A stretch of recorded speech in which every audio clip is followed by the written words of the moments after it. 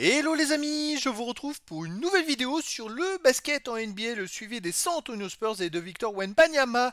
Et malheureusement, hier les Spurs ont perdu contre les Indiana Pacers dans le deuxième match à Paris.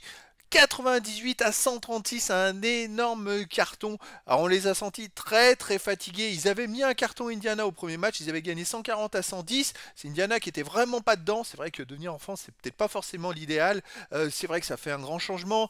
Et donc là c'est l'inverse. Les Spurs étaient très fatigués, ils ont tenu, on va dire une mi-temps. Et puis alors deuxième mi-temps, ça a été très compliqué. Puis la fin de match vraiment quasiment abominable. Malheureusement, c'est un gros carton qu'ils ont pris. Alors c'est vrai que c'est une semaine à Paris, c'est beaucoup de sollicitations.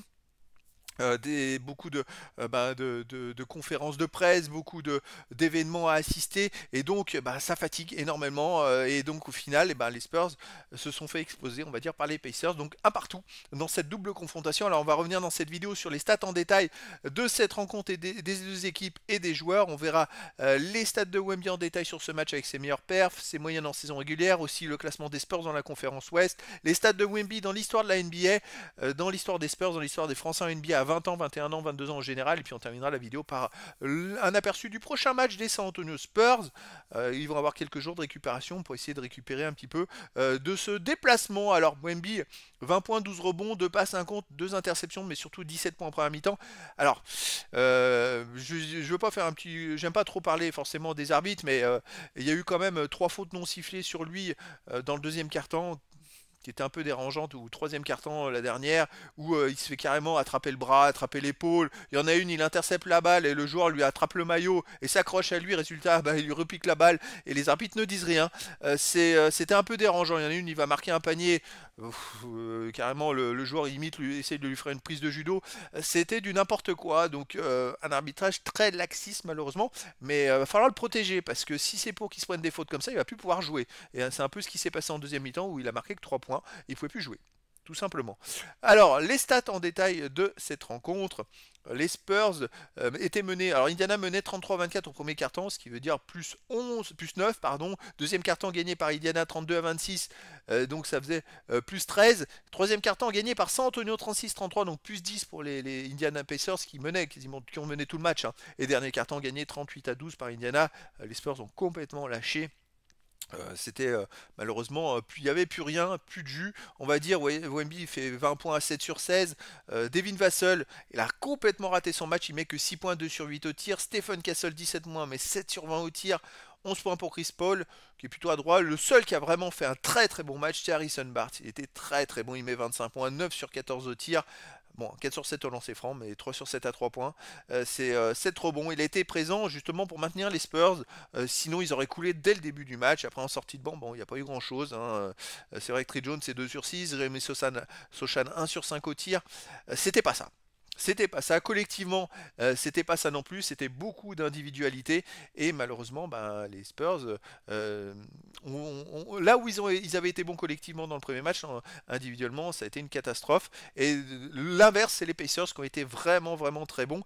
Alors, les Spurs sont un peu revenus, je crois qu'ils ont même mené, il me semble, d'un point dans la fin du troisième quart-temps. À 3 minutes de la fin, ils menaient d'un point. À 3 minutes de la fin du troisième quart-temps, Wemby, il est sorti, et à ce moment-là, les Pacers ont mis un 15-0 ou 18-0 avec 15 points de suite de Ali Burton, ce qui a tué le match, tout simplement. Et puis après, ils ont complètement lâché. C'est vrai que la sortie de Wemby a été, mais il fallait bien qu'il se repose, hein, aussi, hein. Mais ça fait que les Spurs, derrière, Ali Burton, il s'est régalé, quoi.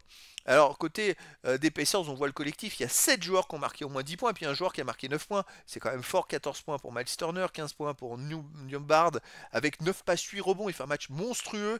23 points, 11 rebonds pour Pascal Siakam, qui était très bon, 6 rebonds offensifs, 10 sur 18 au tir. Ali Burton, 28 points, 11 sur 17 au tir, 6 sur 9 à 3 points, il était exceptionnel. 13 points pour Bénédicte Madurin, 4 sur 10 au tir, 3 sur 6 à 3 points. Bon, en sortie de banc, on a 12 points pour McConnell, mais 6 sur 9 au tir, 10 points pour Thomas Bryant, 4 sur 6 au tir, 9 points pour Nesmith avec 4 sur 7 au tir. C'est quand même très très bon. Ils ont pris 50 rebonds. Là où ils avaient été ultra dominés au rebond, ils ont dominé les Spurs de rebond. 50 à 44. Sinon, l'adresse, 44% à 3 points pour les Pacers, 34% pour les Spurs. Donc, une victoire bien, bien, bien méritée par les Pacers qui ont été très, très bons, hein, collectivement, et après, individuellement, ça a suivi, tout simplement. Alors le classement dans la conférence Ouest, bon, malheureusement les Spurs s'éloignent un peu des playoffs là. 20 victoires, 23 défaites. Ça va être compliqué. Maintenant il y a 3 défaites de retard sur les Sacramento Kings qui ont joué 2 matchs de plus. Donc il va falloir voir. Mais bon, ça va être compliqué les amis pour les playoffs. Alors les stats de Wemby, il a joué 36 minutes, il met 20 points et en 7 sur 16 au tir, 2 sur 7 à 3 points, 4 sur 5 au lancer franc, un rebond offensif, 11 rebonds défensifs, 12 rebonds au total, 2 passes décisives, 2 interceptions, un contre, 4 ballons perdus, une faute, moins 13 quand il est sur le terrain, il a pu faire qu'un contre. Et il a raté plein de comptes de justesse. Bah, la fatigue fait qu'on est en retard de dixièmes de seconde sur le terrain, hein. Donc ça joue pour aller contrer, il faut pas être en retard d'un dixième. Donc voilà, ça se ressent, il a quand même des bonnes stats, hein. Faut pas non plus négliger ça, mais voilà, ça se ressent. Et puis surtout quand il était sur le terrain, ils ont mené d'un point à la fin du troisième quart-temps, à 3 minutes de la fin, avant qu'ils sortent, hein. Donc c'est bien dommage. Faudrait pas que ça leur mette une claque au moral. Les stats de Wemby, moyenne en saison régulière, 24,5, 10 rebonds 8, 3 passes 7, une interception 1, 3 contre 9, c'est exceptionnel, c'est hallucinant, il a des stats hallucinantes surtout au contre, hein. Je crois que c'est des records. C'est vrai qu'il y a les comptes qui sont notés en NBA, transcrits depuis les années 80, pas avant, mais voilà, c'est des records dans ces comptes-là. En plus, j'avais entendu il compterait 10% des tirs adverses. C'est du jamais vu, au-dessus de 5% c'est du jamais vu, lui c'est 10% des tirs adverses, c'est incroyable, incroyable cette statistique. Alors, les stats de Wemby dans l'histoire de la NBA. Bon, malheureusement, il n'a pas rattrapé Dwight Howard, il a fait qu'un contre, donc il est toujours à 3 comptes de Dwight Howard à 21 ans. Il lui manque 3 comptes pour dépasser Dwight Howard. C'est dommage, j'aurais aimé, ça aurait été sympa sur ce match-là qu'il le dépasse. On sait comme ça. Alors, à 21 ans, il n'a pas gagné de place au point. Il a gagné 6 places au game, hein. Maintenant, il est 282e, 3 places au minute, il est 171e.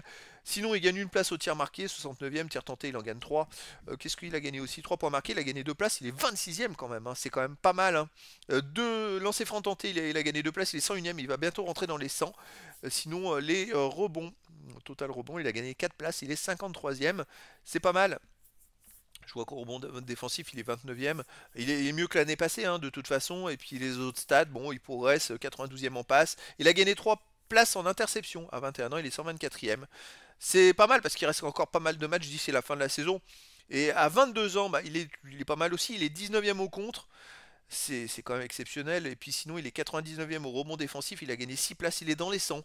Il est déjà dans les 100 dans 4 statistiques. 3 points marqués, 3 points tentés, le rebond défensif et contre dans les 100 à 22 ans alors qu'il est que dans son année de 21 ans. C'est quand même extraordinaire. Voilà, donc il continue de progresser. Allez, dans les stats de la NBA, dans les stats des San Antonio Spurs, pardon, il gagne quelques places à droite à gauche. Il a gagné à 21 ans, il a gagné une place dans les minutes. Il est 5e. Mais voilà, c'est pas les stats minutes et matchs, ça va être compliqué. Il va falloir longtemps avant qu'il soit dans les meilleurs, vu que Tony Parker a joué beaucoup de matchs. Ça va être la grosse différence. Après, je regarde les autres stats, c'est vrai que il a 4 premières places à 21 ans, il en a déjà une au contre à 22 ans, il lui manque pas grand chose pour les 3 points marqués et 3 points tentés, il faudra encore quelques matchs. Sinon, qu'est-ce qu'il peut grappiller très bientôt? Peut-être les rebonds, total rebond, il lui manque 82 rebonds pour dépasser Mark Olberning à 21 ans. Donc ça, on va surveiller, il lui manque pas grand chose pour dépasser Mark Olberning à 21 ans. Dans une dizaine de matchs, il sera meilleur rebondeur des San Antonio Spurs à l'âge de 21 ans. Et puis bon, voilà, des stats qui continuent d'augmenter. Allez, on va aller voir maintenant les stats dans l'histoire des Français. Là, il y a beaucoup plus de jaunes, forcément, hein, mais il y a toujours la rivalité avec Tony Parker. On va surveiller tout ça. Et c'est vrai que Wemby est plus qu'à 175 comptes de Rudy Gobert à 24 ans, hein, parce qu'il est aussi meilleur à 22 et meilleur à 23 ans. Il prend de l'avance, il va être quasiment rattrapable avec des statistiques pareilles. Et donc, c'est vrai que je regarde les 3 points tentés à 22 ans. Il en manque 47 pour dépasser Tony Parker. Les rebonds offensifs, il en manque 89 pour dépasser Rudy Gobert. C'est pas son gros point fort, les rebonds offensifs, parce qu'il est beaucoup plus loin du panier que Rudy Gobert, par exemple. C'est-à-dire que comme il tire beaucoup à 3 points, il joue beaucoup ailier, et ça fait que des rebonds offensifs, il va moins en avoir qu'un Rudy Gobert. Donc c'est pas une stat où il va pouvoir rattraper et dépasser éventuellement Rudy Gobert. Voilà, sinon, bon, les autres stats suivent leur cours. Allez, on va aller voir le prochain match des San Antonio Spurs. Ce sera le 30 janvier, donc il y a quelques jours de récupération, et ce sera à 2 heures du matin, heure française, parce qu'aux États-Unis, on sera encore le 29 janvier. C'est important et à souligner. Les San Antonio Spurs vont jouer à domicile contre les Los Angeles Clippers. Alors, les Spurs à domicile, déjà au total, c'est 20 victoires, 23 défaites.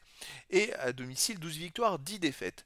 Les Clippers, c'est 26 victoires, 19 défaites. À l'extérieur, 9 victoires, 11 défaites. Donc là, il y a quelques jours de repos. Eh bien, écoutez, on va espérer que les Spurs se ressaisissent et puis repartent de l'avant pour cette prochaine rencontre. Voilà, les amis. Je vous dis à très bientôt pour une nouvelle vidéo.